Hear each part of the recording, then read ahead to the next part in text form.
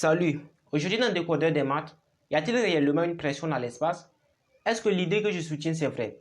Alors pourquoi cette vidéo? Je fais cette vidéo parce qu'il y a des gens qui m'ont demandé comment je peux expliquer ma pression, comment je peux expliquer la déviation de la lumière à proximité d'une masse, comment je peux expliquer que les photons quittent le soleil, comment je peux expliquer tout ça? Donc ce que je vais essayer de faire, c'est pas de répondre à ces questions, mais d'essayer de te convaincre qu'il y a réellement une pression dans l'espace. Et c'est toi-même avec ta raison, tu vas voir s'il y a réellement une pression ou pas. Si l'espace peut exercer, si l'espace est un champ d'énergie qui peut créer une pression, donc c'est toi-même qui vas me donner le résultat dans les commentaires.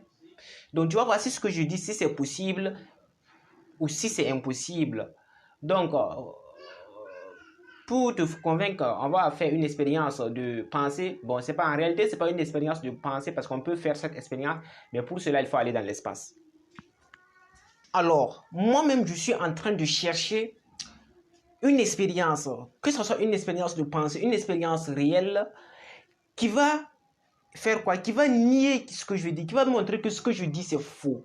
Parce que je ne dois pas tout le temps chercher à donner de la véracité à mes propos, c'est-à-dire soutenir que l'espace est une pression. Peut-être que c'est faux. Donc, je dois moi-même chercher des expériences qui me montrent que là, c'est faux. L'espace n'est pas une pression. Mais d'après toutes les recherches que j'ai faites, ça me prouve que l'espace, en réalité, exerce une pression.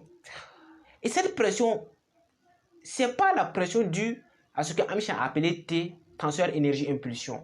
Non, non. Cette pression, elle est tout à fait différente. C'est une nouvelle interprétation de ce qu'est la gravité. Donc moi, je veux savoir si réellement il y a cette pression. Et c'est pour cela que je te dis que je te propose une expérience ici. Donc on va faire cette expérience ensemble et toi-même, tu vas raisonner. Alors l'expérience est la suivante. J'ai regardé une vidéo où on a un astronaute qui manipule de l'eau dans l'espace. Écoute bien, on a un astronaute qui manipule de l'eau dans l'espace. C'est là que j'ai remarqué quelque chose de très important. Donc, on a un astronaute qui manipule de l'eau dans l'espace. Et je viens, donc, garde ça d'abord. Et j'ai regardé encore une vidéo de quoi? De science étonnante, où il essaie d'expliquer, de vulgariser la relativité générale en montrant le principe d'équivalence, où il essaie de nous montrer que on a une personne dans un ascenseur et on a soudainement l'ascenseur se brise et on a le câble qui se brise et la personne en chute libre. Et ce qui va se passer, c'est que cette personne sera en apesanteur et cette personne tient un gobelet qui contient un café et on a le café qui va sortir et former une bulle.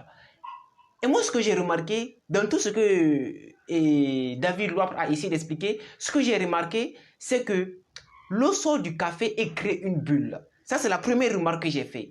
Et j'ai remarqué que l'astronaute que je t'avais dit aussi, quand il est dans l'espace et il est en train de manipuler l'eau, l'eau crée encore ce qu'on appelle une bulle, une boule, une sphère. Et moi, ça m'a beaucoup intrigué. Ça m'a beaucoup intrigué parce que moi, je fais attention aux détails. Je sais que peut-être beaucoup de gens n'ont pas remarqué que lorsque l'ascenseur chute, l'eau forme une bulle. Et moi, je me suis posé mille et une questions sur ça. Est-ce que c'est une preuve qu'il y a une pression dans l'espace? Et j'ai essayé de répondre à cette question. Et je vais essayer de partager ça avec toi. Et tu vas voir toi-même s'il y a réellement une pression dans l'espace. Donc, je suis en train de dire que si on suppose que l'eau prend une forme cubique dans l'espace, ça veut dire que la pression qui est là n'est pas homogène. Parce que je t'ai dit que si tu prends cette craie-là, cette craie, si elle a cette forme, c'est parce qu'elle a gardé une certaine pression. Il y a une pression qui est toujours là, il y a une force qui est là. Donc ici, l'eau dans l'espace que je t'ai dit là, quand l'astronaute manipule l'eau, lui-même, il ne remarque pas que l'eau prend une forme sphérique. Donc, dans la vidéo de vulgarisation de David Loapre, ce que j'ai remarqué, c'est que quand le café, le gobelet est en train de tomber, l'eau sort, et le café sort et forme une boule, une bulle. Voilà, quelque chose de sphérique. Et quelque chose de sphérique, ça donne une symétrie sphérique. Ça veut dire que la pression, elle est homogène. Ça veut dire que l'espace impose quelque chose sur l'eau.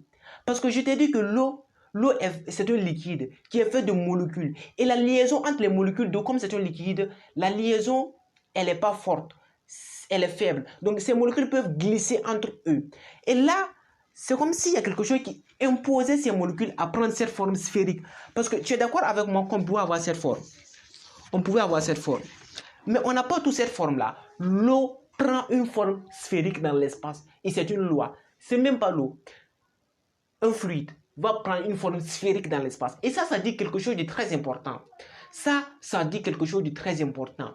Ça veut dire que c'est pas la matière qui déforme l'espace. C'est plutôt pour moi l'espace qui agit sur la matière et exerce une pression. Attends, tu es d'accord ou pas? Parce que la chose est visible.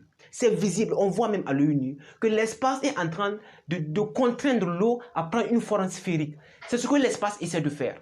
Donc, l'espace est en train de contraindre les molécules là, les molécules qui constituent l'eau, c'est-à-dire H2O qui constitue l'eau. L'espace est en train de les contraindre de prendre une forme ici qui est sphérique.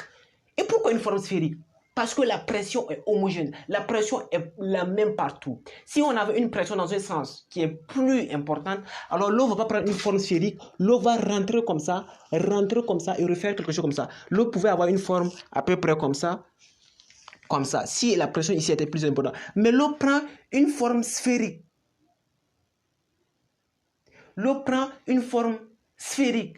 Donc, dans l'espace, si tu emmènes quelque chose, l'eau, si les molécules peuvent glisser entre eux, ça va prendre une forme sphérique. Et ça, c'est très important. En tout cas, imagine, parce que c'est très important si tu as remarqué ça.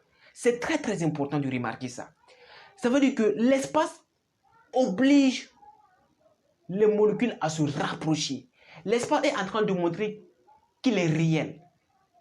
Tu vois? Donc, je précise encore, pour moi, ce n'est pas la matière qui courbe l'espace.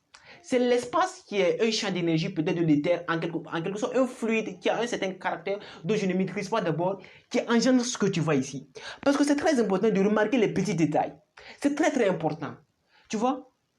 Donc, sinon, moi-même, je cherche à dire que ce que je suis en train de dire, c'est faux. À dire qu'il n'y a aucune pression dans l'espace. Mais d'après toutes les recherches, ça m'amène à accepter qu'il y a une pression. Si je fais des recherches, ça prouve qu'il y a une pression. Donc ça veut dire qu'ici, il y a une pression importante. Parce qu'on contraint l'eau, on est en train de contraindre l'eau de prendre une forme sphérique. Et ça, c'est pas une gravité quantique. Est-ce que ça, c'est pas une gravité quantique? Parce qu'on est en train d'agir sur les molécules d'eau. Les molécules d'eau, on est en train d'agir sur ces molécules-là. On veut que ces molécules prennent une forme sphérique. Donc, on veut regrouper les molécules et c'est l'espace qui fait ça. S'il n'y avait aucune pression dans l'espace, on ne peut pas avoir cette forme. Attends, est-ce que tu es d'accord? S'il n'y avait aucune pression dans l'espace, nous ne pouvons pas avoir cette forme-là que tu vois. Non, on peut avoir peut-être une forme dont je ne connais pas, mais en tout cas pas cette forme. Cette forme, elle est particulière. Elle montre quelque chose de très important qu'on doit remarquer. Elle est vraiment, vraiment particulière. Ça veut dire qu'il y a quelque chose qui appuie. Parce que moi, je te dis que si tu vois des gens qui sont regroupés, qui ont formé un cercle, sache qu'il y a quelqu'un au milieu qui rencontre peut-être un mensonge, qui est en train de dire quelque chose. Donc, on ne peut pas regrouper quelque chose sans la présence d'une force. On ne peut pas, c'est logique. On ne peut pas regrouper quelque chose sans nécessiter une force. Tu vois, donc c'est ça le plus important. Donc la question que moi je me pose, c'est pas comment la Terre décrit une trajectoire elliptique autour du Soleil, mais pourquoi le Soleil lui-même existe. Et là, ça montre que les atomes d'hydrogène, l'espace agit sur eux. Et c'est ça qu'on doit chercher à comprendre, comment l'espace agit sur un corps. Donc ça montre que les atomes d'hydrogène, l'espace agit sur eux. De la même façon qu'il a agi sur l'eau pour lui conférer une forme sphérique, l'espace a agi sur le Soleil pour lui conférer une forme sphérique. C'est ça qui est là, sur les molécules. Parce que les nuages de poussière qui sont à l'origine de la formation des étoiles là, ces nuages-là ne viennent pas au hasard. Donc, je ne me pose pas la question que la relativité générale se pose. Moi, la question que je me pose, c'est de savoir comment le Soleil se forme.